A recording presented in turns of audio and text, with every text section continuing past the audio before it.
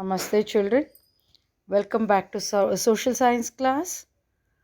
Children, in the previous class, we had learnt about the revolts of Beda Nayakas and the causes for the revolts and the results of the revolts. And also, we learnt about the Nayakas of Surapura. So, let me tell you about the struggle for liberation of Hyderabad-Karnataka. The struggle for liberation of Hyderabad, Karnataka is a shining example of a glorious revolt of the people against an oppressive and anti people ruler. It's also a saga of remarkable sacrifice and courage. As we all know that prior to 1947 there were 562 kingdoms, big and small, under the British. They were called the princely states. Hyderabad was the largest among the princely states. What was the background of the struggle? Let us learn. The condition of the Hindus was extremely miserable in Hyderabad street. No religious festival could be celebrated by them in public because these Nizams they were not giving any importance for the Hindus. Education was neglected in the state. Everywhere, Urdu dominated and Kannada language and literature received a great blow. The Nizam brought into force 53 rules called the Kalagapti, which took away the fundamental freedom of the people. And what was the course of the struggle? Let us learn, children. One of the popular leaders of the freedom struggle in Hyderabad was Ramananda Tirtha. Swami Ramananda Tirtha traveled all over Hyderabad state organizing peaceful satyagraha. Another famous leader was Hardikar Manjappa.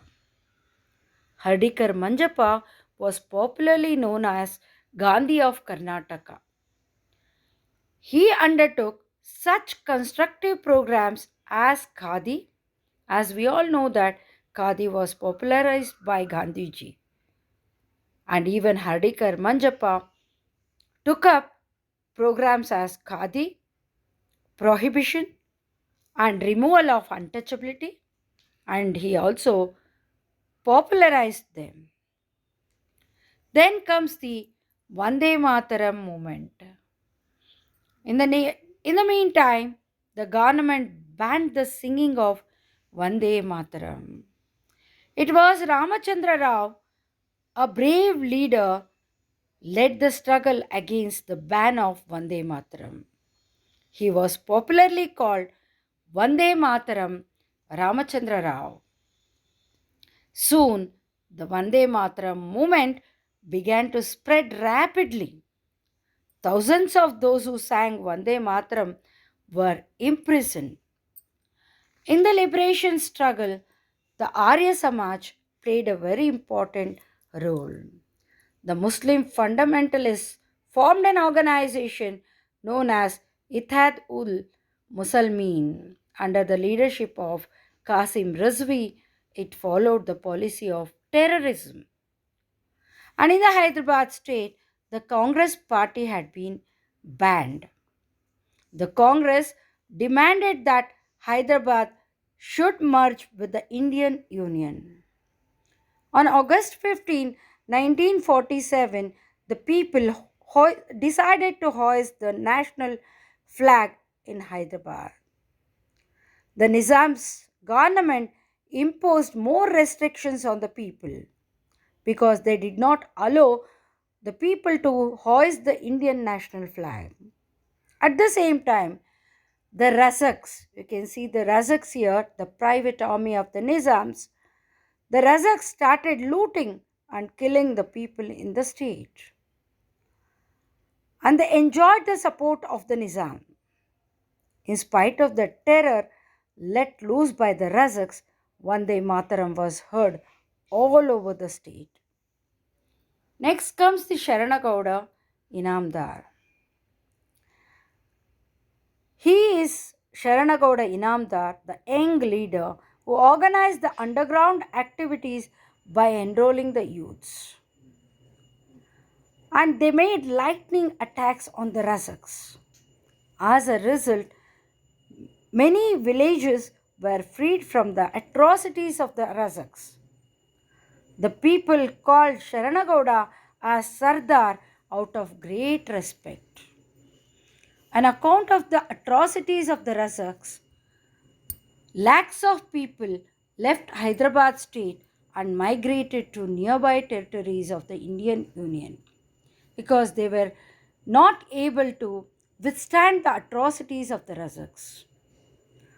So, thousands of young men set up camps along the borders of Hyderabad state and carried on armed struggle against the Razaks. Even after India attained independence, Hyderabad state did not join the Indian Union. The terrorist activities of the Razaks were continuing. Finally, the government of India authorized the Union Home Minister Sardar Vallabhbhai Patel to resolve the problem of Hyderabad. Under independent India, Sardar Vallabhbhai Patel was the Home Minister at that time. So, as directed by the Home Minister, the Indian Army units entered Hyderabad on September 17, 1948.